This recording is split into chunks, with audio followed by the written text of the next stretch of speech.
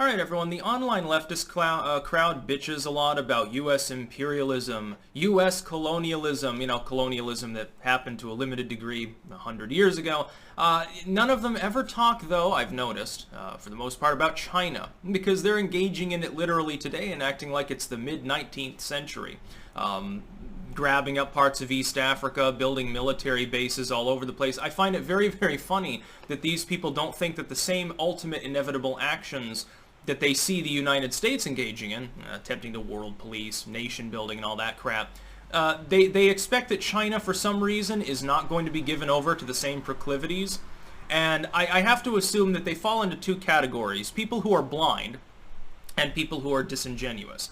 The blind, they just don't notice it. It's not reported by the MSM as much. You got 2 million Chinese infiltrators loyal to the Communist Party there that have infiltrated every element of academia and business in the Western world, and they don't really care about it. They don't find this at all mysterious. They also don't think that there are Chinese bots or shill accounts online. Trust me, if you can get 2 million people to infiltrate dozens of other countries in person, and by and large not getting caught in the process, I guess, until these CCP leaks that the MSM refuses to talk about, despite being the biggest story of the century by far so far. If you can do that, just imagine what you can do with computers. China has a very sophisticated intranet. But China is engaging in imperialism and colonialism, and really it wants to be the world power, and they're not doing it for benevolent purposes. When people on the left talk about how bad and far-right U.S. government is, it's trying to suppress people, there is no similarity in terms of the amount of abuse. As a libertarian, I don't want the U.S. government abusing me. I want total free speech. I believe in total freedom of privacy and all of these other things. But when I look at the U.S. system, yes, it is indeed considerably more fair and considerably more free than what you have in China. In the nation of China, the only element of freedom you have is internal market economics only if you toe the line of the party. The problem is that the party line can change very suddenly. And if you don't go along with it, even if you know what you're doing is wrong, well, then you're fucked.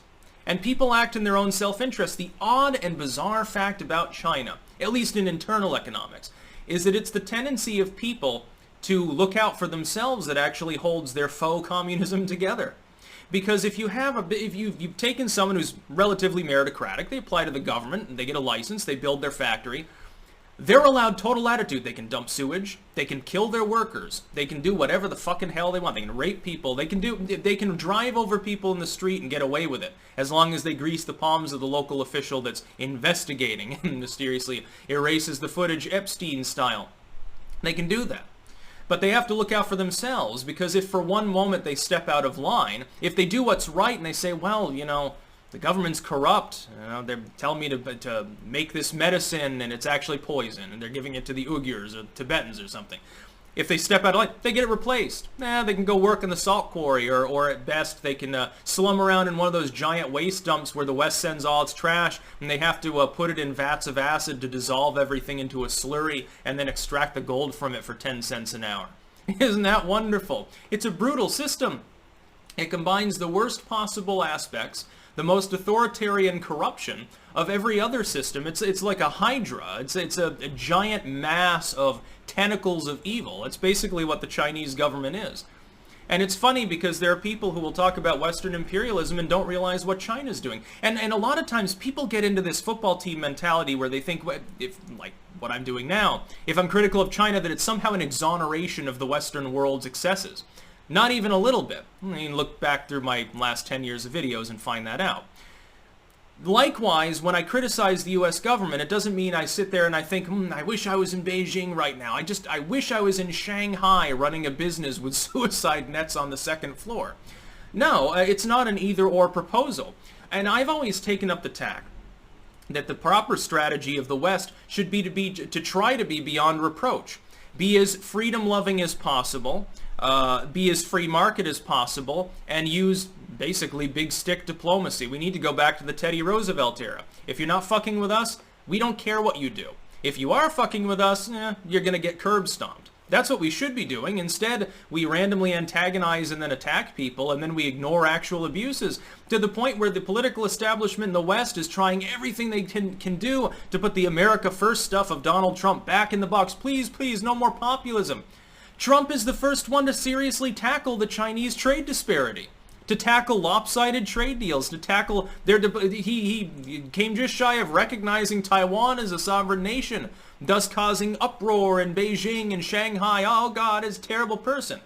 By the way, he was respected for this even in China. They do not respect weakness. Just so you know, pretending, oh yeah, I love your culture so much, here, let me kneel and kiss the boots of Jinping like Beijing Biden wants to. That's not how you get respect from China. It's never going to happen. The West can win, but not if we continue on the same course that we're on.